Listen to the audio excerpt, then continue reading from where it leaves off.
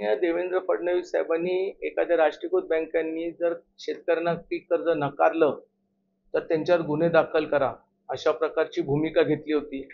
मी जरा या विषयावरती सखोल अभ्यास करून जर एखाद्या नॉन मराठी मॅनेजरनी जाणीवपूर्वक सगळे काय कागदपत्र व्यवस्थित असताना देखील पण जर कर्ज नाकारलं तर नक्कीच आम्ही साहेबांना एकदा कानावर घालून अशा प्रकारचं पाऊल आम्ही त्या ठिकाणी उचलू.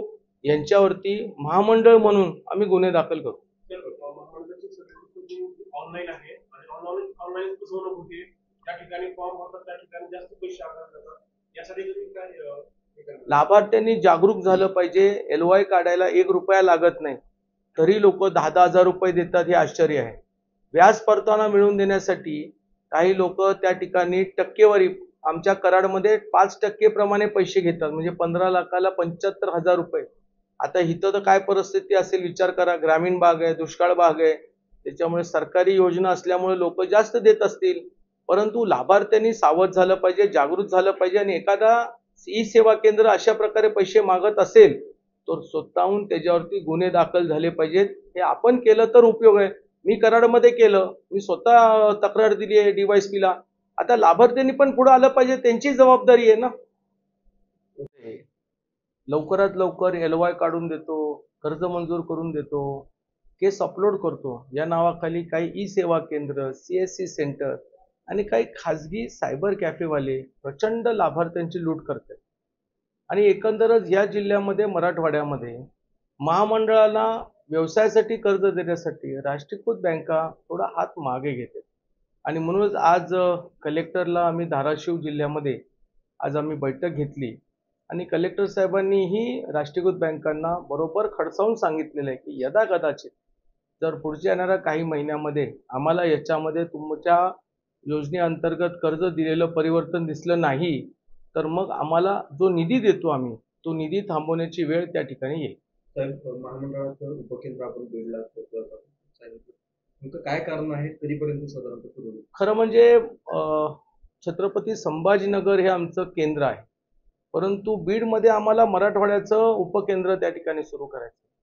एकंदरच काही महिन्यापासून बीडची परिस्थिती पाहता आणि बीडपासून हिंगोली, परभणी, त्याचबरोबर धाराशिव, त्याचबरोबर छत्रपती संभाजीनगर आणि थोडंसं अंतरावरती आमचं नांदेड आहे.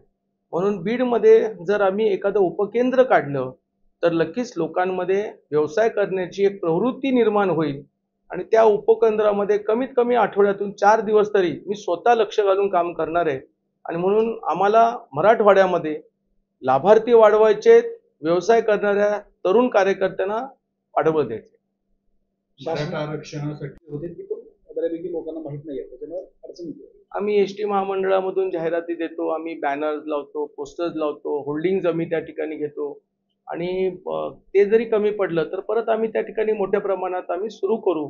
आम्ही ST स्टँडवरती ही जिंगल्स म्हणजे ST स्टँडवरती जो ST स्टँडनी जो ST मध्ये प्रवास करतो अशा लोकांना कळवण्यासाठी आम्ही त्या ठिकाणी प्रचार करत असतो. आम्ही याच्यामध्ये अजून थोडा वाढ त्या ठिकाणी करू. राष्ट्रीयकृत बँकांची सुविधा स्टेट बँक ऑफ इंडियाने गेल्या वर्षामध्ये माझ्या माहितीप्रमाणे फक्त 10 का 15 लोकांनाच कर्ज दिलेले. सगळ्यात वाईट गोष्ट आहे. 28 धाराशिव जिल्ह्यामध्ये 28 शाखा आहेत. बँक ऑफ महाराष्ट्राचे 14 शाखा आहेत.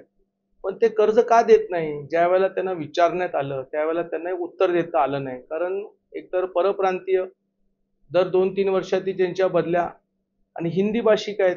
म्हणून आपल्या हे महामंडळाची योजना महाराष्ट्रापुरती आणि मराठी माणसांसाठीच असल्यामुळे त्यांचा टाळटाळ होत आहे. परंतु पुढच्या काही महिन्यामध्ये कलेक्टर आणि आम्ही आणि LDM एक टीम तयार करून आम्ही त्याच्यामध्ये काम करू आणि हा ग्राफ वाढवू असं मलाही त्या ठिकाणी विश्वास आहे. महामंडळाचं काम जोरात सुरू आहे. अजून भौतिक सुविधा मिळत नाहीत कर्मचाऱ्यांना, कार्यालय. ही वस्तुस्थिती आहे काय की आमचं महामंडळ पहिल्या स्किल डेव्हलपमेंटला होतं. कालांतराने उद्धव ठाकरेंच्या काळात ते प्लॅनिंगला नेलं आणि आजपर्यंत प्लॅनिंगवाल्यांनी आम्हाला जागाच दिली नाही.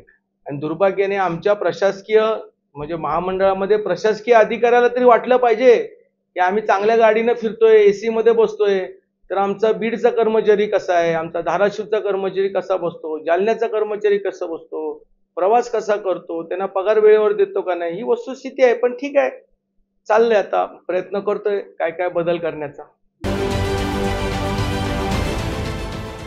देश विदेशातील प्रत्येक घडामोडींचे लाईव्ह अपडेट मिळवण्यासाठी आता साम टीव्हीच्या सर्व सोशल मीडिया प्लॅटफॉर्मला लाईक, फॉलो आणि सबस्क्राईब करा. तसंच सर्व नोटिफिकेशनसाठी बेल आयकॉन प्रेस करायला विसरू नका.